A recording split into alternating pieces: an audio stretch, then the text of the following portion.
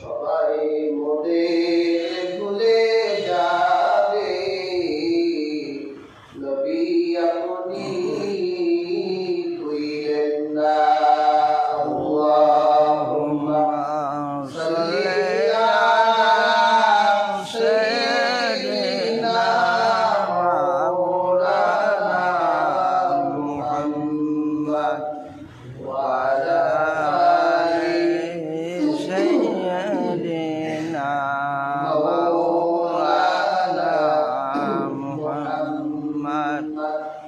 মদিনাতে শুয়ে নবী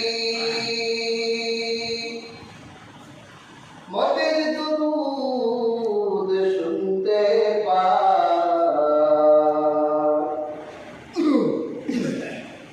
কেমনে যাব মদিনাতে, সে পথ মোদের বলে দেন। আল্লাহুম্মা সাল্লি আলা সাইয়্যিদিনা মাওলানা মুহাম্মদ ওয়া আলা আলি সাইয়্যিদিনা মাওলানা মুহাম্মদ। আপনা বলো আপন তোমার কেহ নয়, আপন যিনি শুয়ে আছেন সোনার মদিনায়। আল্লাহুম্মা সাল্লি আলা সাইয়্যিদিনা মাওলানা মুহাম্মদ ওয়া আলা আলি সাইয়্যিদিনা মাওলানা মুহাম্মদ। আলহামদুলিল্লাহ, শুকরিয়া আদায় করছি আল্লাহ সুবহানাহু ওয়া তাআলার নিকট, যিনি সুদীর্ঘ একটি মাস পর্যন্ত মাহে রমজানের সিয়াম সাধনা করে আপনাকে এবং আমাকে পবিত্র ঈদ উল ফিতরের দিন গোয়ালি মাতলা বাজার কেন্দ্রীয় জামে মসজিদ প্রাঙ্গণে সমাবেত হওয়ার তৌফিক দান করেছে। আল্লাহ বলা হয়েছে সে মহান আল্লাহ সুবহানাহু ওয়া তাআলার নিকট কালিমাতুশ শুকর আদায় করছি। আলহামদুলিল্লাহ। যারা এখনো আশেপাশে ঘুরছে, কপাল পোড়া হবেন না। ঈদগাহের এই মুসল্লা গুনাহ মাফের মুসল্লা। ঈদগাহের এই প্রাঙ্গণ গুনাহ মাফের প্রাঙ্গণ। সুবহানাল্লাহ।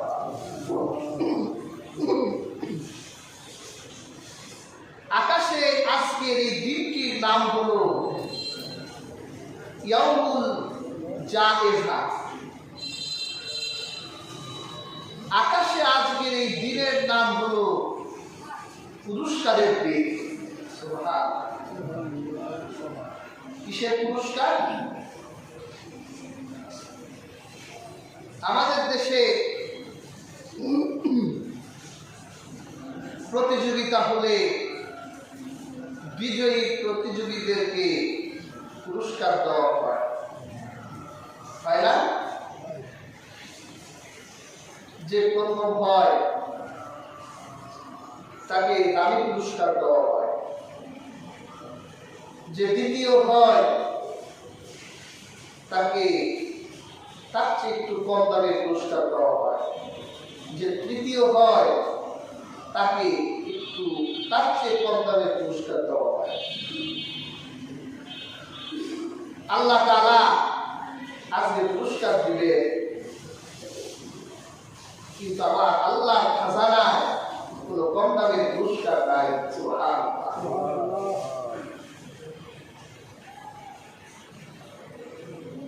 আল্লাহ পাক সব জানেন, তারপর আল্লাহ আজকে তার আকাশের ফেরেশতাদেরকে ডেকে বলবেন, ও ফেরেশতারা, ওরা কারা গোসল করে নতুন পোশাক পরিধান করে ঈদের মাঠে যাচ্ছে? আল্লাহ কিন্তু জানেন, ফেরেশতাদের সাক্ষী নিতে চান। ফেরেশতারা বলে, আল্লাহ এরা হলো আপনার ওই সকল বান্দারা যাদের উপর আপনি মাহে রমজানের 1 মাস সিয়াম খরচ করেছিলেন। আজকে তারা ঈদের মাঠে যাচ্ছে আপনার হুজুরিতে ঈদের সালাত আদায় করার জন্য। আল্লাহ বলেন, ফেরেশতারা ওরা কি চায়? ফেরেশতারা বলে, আল্লাহ ওরা তো মাপ চায়। আল্লাহ বলে, যদি কোনো শ্রমিক তার মালিকের কাজ করে তাহলে তার মূল্য দেওয়া মালিকের উচিত কিনা বল? ফেরেশতারা বলে, হ্যাঁ উচিত। ফেরেশতারা সাক্ষী থাক, আমার ইজ্জতের কসম, আমার বড়ত্ব মহত্বের কসম, যারা গুনাহ মাফের জন্য মাহে রমজানের সিয়াম সাধনা করলো, আমি আল্লাহ তাদের প্রত্যেককে মাফ করে দিলাম।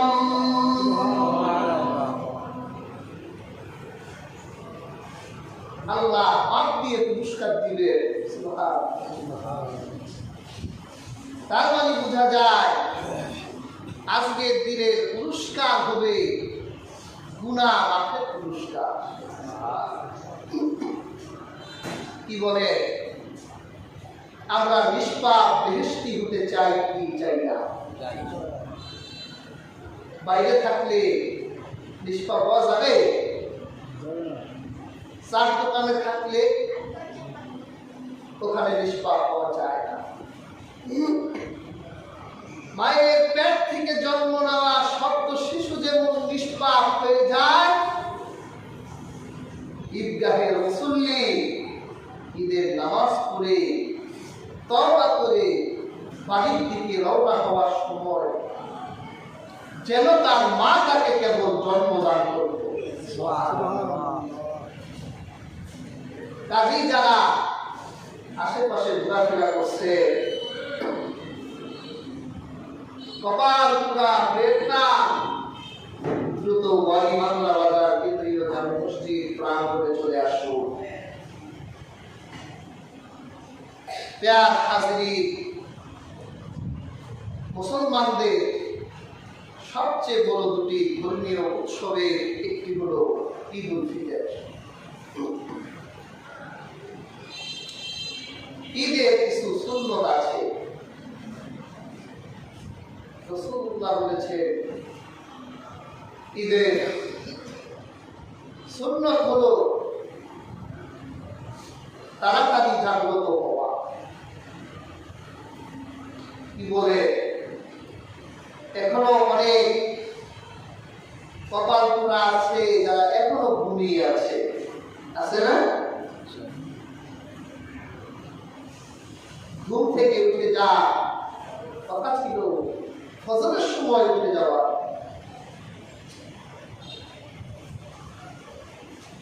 ফজরের সালাত আদায় করে বাড়ি গিয়ে ঈদের জন্য গোসল করা, এটা আমার রাসূলের সুন্নাত। সুবহানাল্লাহ। আপনার যে পোশাকটা সবচেয়ে ভালো, পোশাকটা পরিধান করা, তাকবীর দেওয়া, আল্লাহু আকবার, আল্লাহু আকবার, লা ইলাহা ইল্লাল্লাহু আল্লাহু আকবার,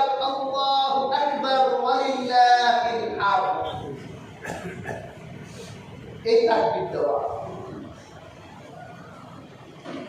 রাসূলুল্লাহ হাদিসে এসেছে তিনি 2 ঈদে এই তাকবীরটা জোরে জোরে দিতেন। সুবহানাল্লাহ।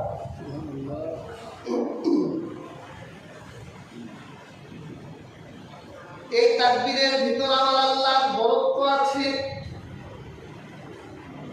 আমার আল্লাহর মহত্ব এই তাকবীরের ভিতর। এই জন্য ঈদের দিন মুমিন মুসলমান হর হামেশা একটু জোরে জোরে আওয়াজে বলবে আল্লাহু আকবার, আল্লাহু আকবার, লা ইলাহা ইল্লাল্লাহু, আল্লাহু আকবার, আল্লাহু আকবার, ওয়া লিল্লাহিল হামদ।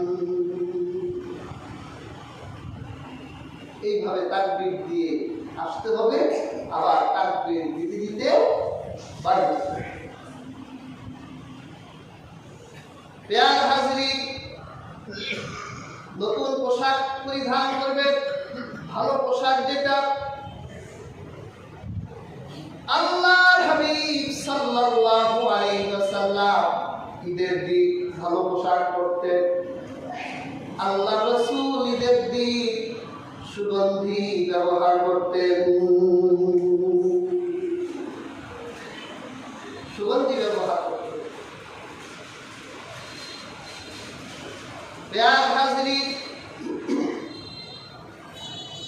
নতুন পোশাক পরিধান করে তাকবীর দিতে দিতে ঈদগাহে এসে যাবেন। যেখানে জায়গা পাবেন বসে পড়বেন, আরেকজনের ঘাড়ের উপর দিয়ে হাঁটবেন না।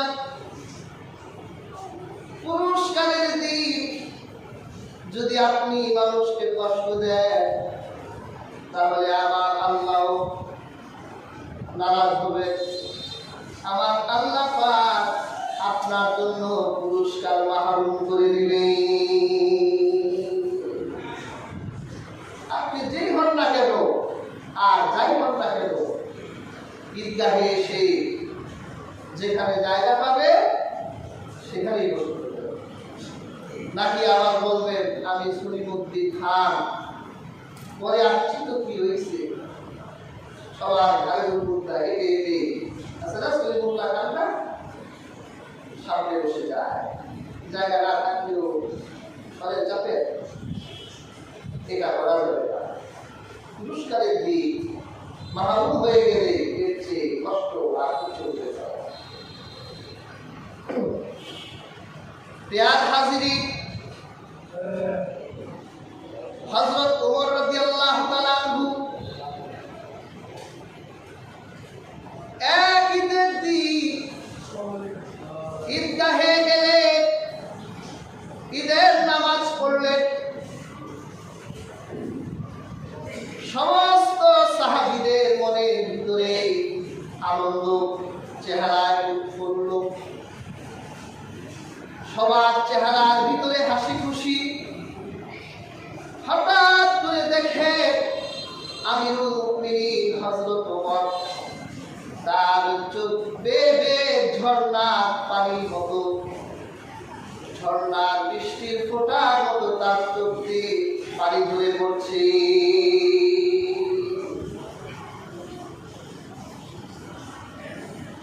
হযরত ওমরের সাহাবীরা জিজ্ঞেস করলেন, ওমর, আজকের এই দিন প্রতিদানের দিন, আজকের এই দিন পুরস্কারের দিন, আমরা সবাই আনন্দ এনজয় করছি, আর তোমার চোখ বেয়ে কেন বৃষ্টির ফোঁটার মতো পানি ঝরে? হযরত ওমর বলে, আজকের এই দিন পুরস্কারের দিন। দীর্ঘ 1 মাস পর্যন্ত আল্লাহর রাজি খুশির জন্য আমরা রোজা রেখেছি, আমি ওমর রোজা রেখেছি। আল্লাহর হুজুরিতে সালাত আদায় করেছি, কোরআন পড়েছি। আজকের এই দিন যদি আল্লাহ নারাজ হয়ে যায়, আমার 1 মাসের সিয়াম সাধনাকে যদি আল্লাহ কবুল না করে, আমার ইবাদতগুলোকে যদি আল্লাহ কবুল না করে, তাহলে আমি ওমরের মতো কপাল পোড়া এই জানে আর নাই।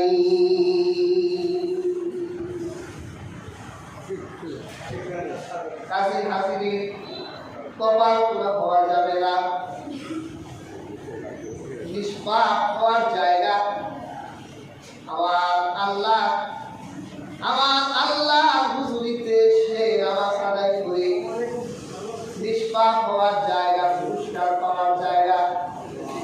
আমরা এইরকম সুবর্ণ সুযোগকে যাতে খেলায় নষ্ট করে না দেই।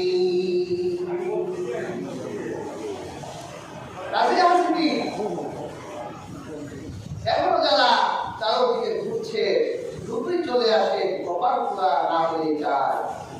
সময়ও বেশি নাই, সম্ভবতা 20 মিনিটের মতো আছে। যারা চারদিকে ঘোরাফেরা করছে, দ্রুতই চলে আসে, ইনশাআল্লাহ সময় মতোই দাঁড়িয়ে যাবে।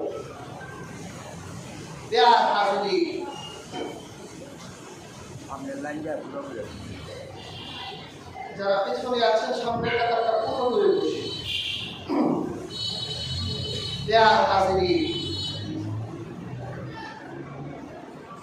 এই সুবর্ণ সুযোগটাকে আমরা আমাদের সাহস দিয়ে যাতে নষ্ট করে না দিই। অনেকে আছে পোশাক পরিচ্ছদ নিয়ে দ্বন্দ্বে লিপ্ত থাকে, ভালো পোশাক পায় নাই, মন খারাপ থাকে। আরে বাবা, ভালো পোশাক পেলে যদি গুনাহ মাফ হতো, তাহলে সবাই তো ভালো পোশাক পায়। পোশাক তো আসল না, আসল তো তোমার হৃদয়। তুমি মাহে রমজানের সিয়াম সাধনা করে কোন হৃদয়টা আল্লাহর সামনে উপস্থাপন করছে। হাজির, একবার ঈদের দিন হযরত ওমর রাদিয়াল্লাহু তাআলা আনহু চাঁদরাতে বাড়ি ফিরলেন। হযরত ওমরের বউ ওমরকে ডেকে বলছেন, ওমর, আমাদের ঘরে ঈদ উদযাপন করার মতো সমর্থ নাই, অথচ তুমি মুসলিম উম্মার খলিফা, তুমি হাতের ইশারা করলে অর্ধ পৃথিবী তোমার হাতের ইশারায় নড়ে।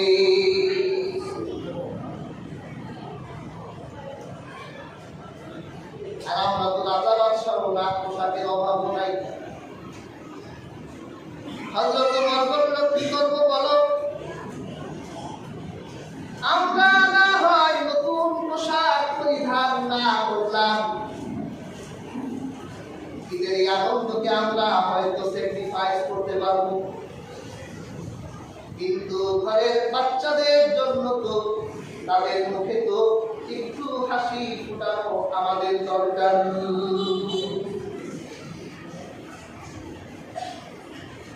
হাজির, হযরত ওমরের মনে কষ্টে জাগ্রত হলো। ঈদের মতো এক আনন্দের দিন যদি বিষণ্ণ হয়ে যায়, নিজে না হয় নাই করলাম, কিন্তু সন্তানের জন্য ব্যবস্থা করতেই হয়।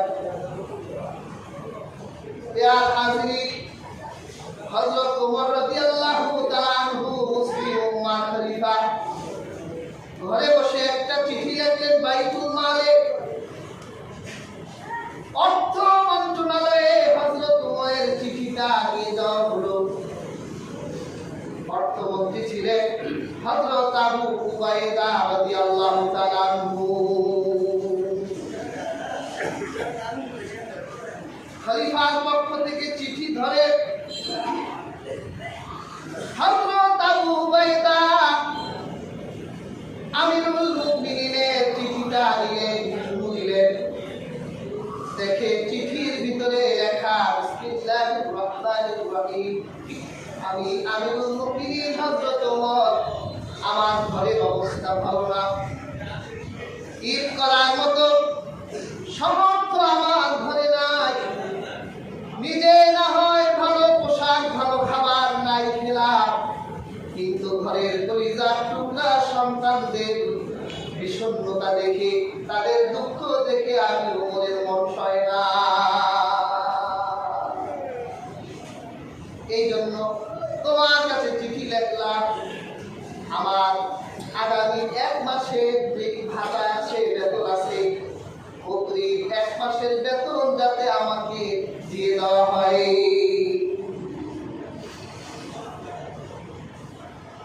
কি বলেন? আমরাও তো চাই বিপদে মুসিবতে পড়লে বসের কাছে গিয়ে বলি, বস বিপদে আছি, অগ্রিম 1 মাসের বেতন আমাকে দিয়ে দেয়। এরকম দুঃখের কথা শুনলে তো দিয়েই দেয়। হযরত আবু উবাইদা চিঠিটা চুমু দিলেন, জায়নামাজে দাঁড়িয়ে সিজদা দিয়ে আল্লাহকে ডেকে বললেন, আল্লাহ, এমন এক শাসক দিয়েছে যে শাসক একবার যদি হাতে ইশারা করে অর্ধ পৃথিবী তার হাতের ইশারায় ফেলে তুলে। এমন এক শাসক যার ভয়ে মদের বোতল দুধের বোতল হয়ে যায়। এমন এক শাসক যে চক্ষু বন্ধ করলে শত শত মাইল দূরের যুদ্ধের চিত্র তার চোখের সামনে ভেসে উঠে। এইরকম এক প্রভাবশালী আমিরের ঘরের করুণ অবস্থা, এইরকম একজন সৎ আমির আল্লাহ আমাদের আরো ভূখণ্ডে আপনি দিয়েছে। সিজদা দিলেন আল্লাহর কাছে। এরপর তিনি ওই চিঠিটা উল্টা পিঠে চিঠির জবাব দিলেন, আমিরুল মুমিনিন, আপনাকে অগ্রিম 1 মাসের ভাতা দেওয়া হবে, তবে আপনি আমাকে একটা গ্যারান্টি পত্র দিলেন যে আপনি আগামী 1 মাস জীবিত থাকবেন, আর আপনি এই 1 মাস পর্যন্ত ক্ষমতা ধরে প্রজাদের শাসন করবেন। যদি এই গ্যারান্টি পত্র আমাকে দিতে পারেন, তাহলে আমি আপনাকে অগ্রিম 1 মাসের বেতন দিতে পারি। যদি আপনি আমানতের গ্যারান্টি দেন, আমি দিতে পারবো। আর যদি গ্যারান্টি না থাকে, আপনি ওমরের ঘরে কি আছে না আছে আমার দেখার বিষয় নাই। আপনার আমানত যদি ঠিক থাকে তাহলে দিতে পারবো, আর ঠিক না থাকলেও আমি অগ্রিম 1 মাসের বেতন তোমার ঘরে পাঠাবো না। হাজিরিন, হযরত ওমরের কাছে চিঠি গেল। আমাদের সমাজের উমরদের কাছে যদি এই চিঠি আসতো, আমরা কি করতাম? পরে খাইছি, তোরে অর্থমন্ত্রী বানাইলো কে? আমি তোর কাছে চিঠি পাঠাইলাম, তুই তো দূরের কথা, 14 গোষ্ঠী আমার পায়ের সামনে দৌড়ে আসবি। কাজে হাজিরিন, ওই ওমর কিন্তু চিঠির জবাব পেয়ে আল্লাহ শুকর আদায় করলো। আল্লাহ, আবু উবাইদার মধ্যে একজন অর্থমন্ত্রী আমাকে দান করেছো, আমার চোখের পর্দা খুলে দিয়েছে। আমি তো নকশের পূজারী হয়ে গিয়েছিলাম, আমি তো আমার সন্তানদের দুঃখে দুঃখিত হয়ে আমানতের কথা ভুলে গিয়েছিলাম। কাজী হাজিরিন, ওমরের মতোই তাকওয়া লাগবে। তাহলে এই পুরস্কারের মাঠে আপনি আসবেন, দেখবেন আমার আল্লাহ রেজামন্দি আপনার জন্য হাসিল হয়ে গেছে।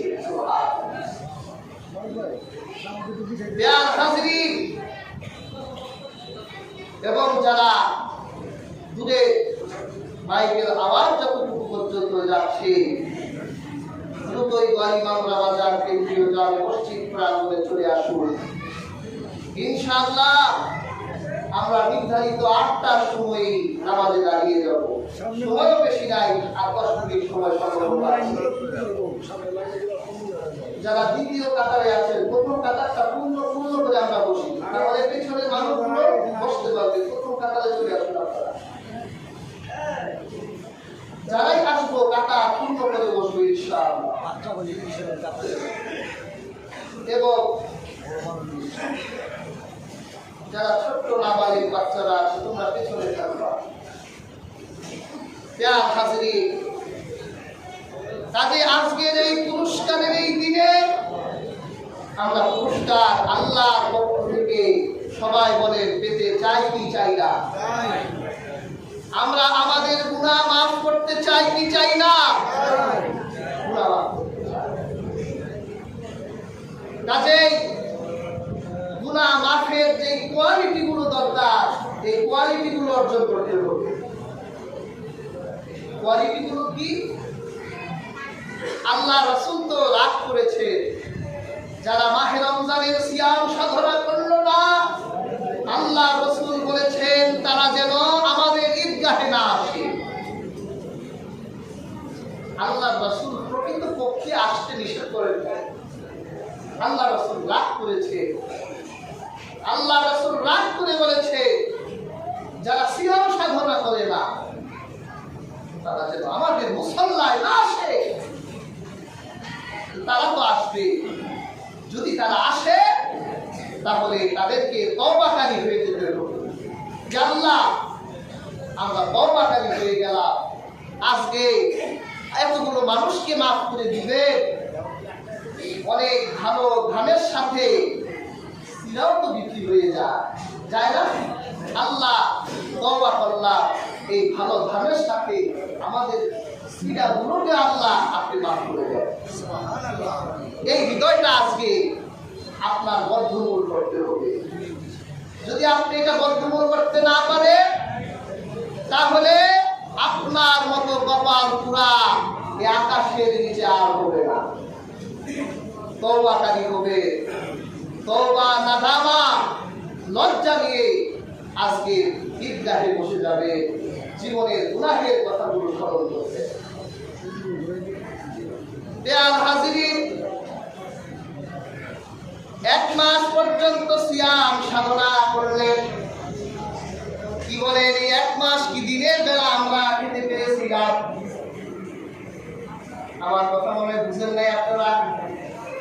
1 মাস যে আমরা রোজা রাখলাম, দিনের বেলা কিছু খেয়েছি? আমাদের ঘরে স্ত্রী ছিল, আমরা তাদের কাছেও যাই নাই। ফ্রিজের ভিতরে খাবারের অভাব ছিল না, তৃষ্ণায় গলাটা শুকায় গিয়েছিল, তারপরেও ঠান্ডা পানি থেকে খাই নাই। এত কষ্ট করার পর আজকে ঈদের দিন যদি আমার আল্লাহ আমারে মাফ না দেয়, তাহলে বলেন তো আকাশের নিচে আমার চেয়ে বড় কপাল পুরা কি আর আছে? আর কপাল পুরা নাই। সেই জন্য আপনি আমলের বাহাদুরি নয়, আজকে তওবার নিয়তে বসে যাবেন, গুনাহ মাফের নিয়তে বসে যাবেন যে আল্লাহ আপনাকে খুশি করার জন্য কষ্ট করেছি। আপনি তো ওয়াদা করেছেন যে আপনার জন্য রোজা রাখবে, আপনি তা হয়ে যাবেন। আমরা বেহেশত চাই না, আজকে ঈদের দিন আপনি মালিক কি আমরা চাই? মালিক যাক বেহেশতা, মালিক যাক গোটা কায়নাতটা, ঠিক না বলেন? কাজে হাজিরিন, আমরা রোজা রাখার মধ্য দিয়ে আমরা আমাদের মালিক আল্লাহকে চাই। প্রিয় হাজিরিন, আদম নবীর নাম শুনেছেন? আল্লাহর পয়গম্বর হযরত আদম বেহেশতে থাকতেন, আমাদের বাড়ি ছিল বেহেশতে। আল্লাহ দুনিয়ায় নামাই দিলেন, আল্লাহ বলে দিলেন দুনিয়াবাসী আবার কাজকর্ম করতে থাকো, আমল করতে থাকো, আবার বেহেশতের বাড়ি যাওয়ার জন্য তোমরা কাজ করতে থাকো। প্রিয় হাজিরিন, হযরত আদম গুনাহ করেন নাই, একটা ভুল করছেন। আল্লাহ বলছিল ওই গাছের কাছে যেও না। হযরত আদম গাছের কাছে যায় না, কিন্তু গাছের ফল খেয়েছিলেন। আমার আল্লাহ আদমের প্রতি রাগ করে হযরত আদমকে বেহেশত থেকে দুনিয়ায় নামাই দিলেন। দুনিয়ায় আসতেন আদম। হযরত আদম এত লজ্জা পেলেন, একটা ভুলের কারণে 350 বছর পর্যন্ত আকাশে তাকায় নাই। আর আমরা ভুল তো করি, গুনাহও করি, ছোট ছোট গুনাহ না বড় বড় গুনাহ করি, কিন্তু এত বেহায়া আর নির্লজ্জ, এমন বেশরম আমরা গুনাহ করার পরেও আকাশে তাকাতে বেশি সময় লাগে না। আকাশে তাকাতে আমাদের বেশি সময় আর লাগে না। আকাশে তাকাতে হযরত আদম একটা ভুলের কারণে এত কেঁদেছিলেন, 350 বছর পর্যন্ত কেঁদেছে। আল্লাহর হাবিব বলেছেন গোটা পৃথিবীর মানুষের চোখের পানি এক পাল্লায় করলে হযরত আদম নবীর চোখের পানি সমান হতো না। আর আমরা গুনাহ করি, হৃদয়টা এমন শক্ত হয়ে গেছে, পাথরের চেয়েও বেশি শক্ত। আমাদের চোখ দিয়ে আল্লাহর ভয়ে এক ফোঁটা পানিও পড়ে না। 350 বছর পর আল্লাহ আদমকে অ্যানসার করলেন, এত কাঁদলি, লজ্জার কারণে আকাশে তাকালি না, যা আদম মাফ করে দিলাম। চোখের পানি আসছে, এক ফোঁটা চোখের পানি ফেলুন। হাদিস শরীফে এসেছে আল্লাহর ভয়ে যার চোখ দিয়ে এক ফোঁটা পানি পড়ে জাহান্নামের আগুন আল্লাহ তার জন্য হারাম করে। এই মাঠ গুনাহ মাফের মাঠ। চোখের পানি দিয়ে আমরা আল্লাহকে রাজি করতে চাই। কাজে হাজিরিন, যারা এখনো বাইরে ঘোরাফেরা করছে, আমরা এখন নামাজে দাঁড়িয়েও যাব, সময় হয়ে গেছে। দ্রুতই আমরা ঈদগাহে চলে আসি, গুনাহ মাফ করে। আল্লাহ রাসূল বলেছে ঈদের নামাজ পড়ে রোজা রাখা বান্দাগুলো যখন ঈদগাহ থেকে বের হয়ে যাবে, সে যেন তার মায়ের পেট থেকে কেবল জন্মগ্রহণ করলো। আমরা মায়ের পেট থেকে জন্ম নেওয়া নিষ্পাপ শিশুর মতো হয়ে যেতে চাই। কাজেই যারা বাহিরে ঘোরাফেরা করছে, দ্রুতই চলে আসুন, আমরা নির্ধারিত সময়ে নামাজে দাঁড়িয়ে যাব। বেয়াল হাজিরিন, তাহলে আজকে এই মাঠে অন্যতম একটি বৈশিষ্ট্য রাখবে, আজকে আমরা তওবাকারী হয়ে যাব, আল্লাহর কাছে তওবা করব, ছোট হব। আল্লাহর কাছে যে ছোট হয়, আল্লাহ কায়নাতের কাছে তাদের বড় বানাই দেয়। কাজে হাজিরিন, মাথা নত করে মোনাজাতে চোখের পানি ছেড়ে আল্লাহর কাছে কান্না করবে, তওবাকারী হয়ে যাবে, তওবা করবেন। আল্লাহ, আজ থেকে জেনে শুনে স্বেচ্ছায় সানন্দে কোনো পাপ করবো না। এই তওবা আমরা করতে পারবো কিনা? সবাই তো মনে হয় পারবে না। আমরা তওবা করব, আল্লাহ সানন্দে স্বেচ্ছায় সজ্ঞানে আজ থেকে কোনো পাপ করবো না। যদি শয়তানের প্ররোচনায় পড়ে আমাদের দ্বারা কোনো পাপ হয়ে যায়, আল্লাহ আগুনে আমার মাথায় চিন্তা এনে দিবে যে এটা ভুল করছি, তাহলে আমি আবার তওবা করে দেব। এই নিয়তে আমরা আজকে ঈদের নামাজ পড়ব, দোয়া মুনাজাত করে আল্লাহর কাছ থেকে আমরা মাফ চেয়ে শব্দ জন্ম নেওয়া শিশুর মতো নিষ্পাপ হয়ে যাবো ইনশাআল্লাহ। কাজে হাজিরিন, আমরা এখন নামাজে দাঁড়াবো, তবে নামাজের কিছু নিয়ম আমাদের বলে দিতে হবে। এটা একটা বাৎসরিক নামাজ। আমাদের দেশে ঈদের নামাজ পড়াইতে গিয়া সাধারণ মুসল্লি তো দূরের কথা, ইমাম সাহেবরা জানাজার নামাজ পড়াই দেয়। ঈদের দিন ঈদকে মাইন্ডা জানাজার পড়াই দেয়। কাজে এই নিয়ম নীতিগুলো যদি জানা থাকে, তাহলে ঈদের জামাত আমাদের জন্য গুনাহ মাফের জামাত হয়ে যাবে। আল্লাহ রাসূল সাল্লাল্লাহু আলাইহি ওয়াসাল্লাম তিনি 2 রাকাত ঈদের নামাজ পড়তেন। কয় রাকাত নামাজ? 2 রাকাত। ফজরের নামাজের পর ঈদের নামাজের মাঝখানে রাসূলুল্লাহ অন্য নামাজ পড়তেন না। আমরা শুনি অনেক জায়গায় আমাদের মতো হুজুররাই বলে নামাজ পড়ায়, আপনারা নামাজ পড়েন, কিন্তু ঈদের নামাজের পূর্বে কোনো নফল নামাজ। তাহলে ঈদের নামাজকে অপমান করা হয়। আল্লাহ রাসূল 2 রাকাত নামাজ পড়তেন। কয়টা তাকবীর দিতে এই ব্যাপারে বুখারীতে একাধিক হাদিস আছে। অনেক বর্ণনায় আছে রাসূলুল্লাহ ঈদের 2 রাকাত নামাজে 12টা তাকবীর দিতেন, যেটা বর্তমান সৌদি আরবে 12 তাকবীরের ঈদের নামাজ হয়। ইমাম শাফি রাহিমাহুল্লাহ এই হাদিসকে ঈদের জামাতের দলিল হিসেবে গ্রহণ করেছে। তবে আমরা আহনাফরা, হানাফি মাযহাবরা 2 রাকাত নামাজে তাকবীর কয়টা দেই? 6টা তাকবীর। এইটাও হাদিসে আছে। অনেক সৌদি আরবের ভাইরা আমাদের দেশে এসে বলে, হুজুর আপনারা কি নামাজ পড়েন? আমরা তো সৌদি আরবে 12 তাকবীরের নামাজ পড়ে আসি। তাহলে ভাই এটাও ঠিক আছে, এটাও ঠিক আছে। আল্লাহ রাসূলের বেশিরভাগ সাহাবীরা 6 তাকবীরের নামাজটাই পড়তেন। এই জন্য ইমাম আযম 6 তাকবীরের হাদিসটা দিয়েছেন।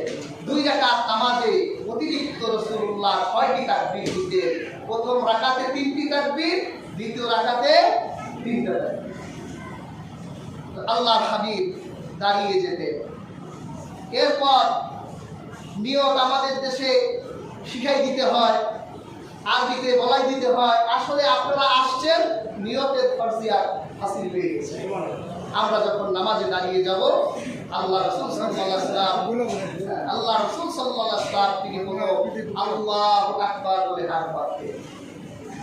হাত বেঁধে আল্লাহ রাসূল সালাত করতেন, সুবহানাকা আল্লাহুম্মা ওয়া বিহামদিকা ওয়া তাবারাকা ইসমুকা ওয়া তাআলা জাদ্দুকা ওয়া লা ইলাহা ইল্লা। এরপর আল্লাহ হাবিব সাল্লাল্লাহু আলাইহি ওয়াসাল্লাম 3টি তাকবীর দিতেন।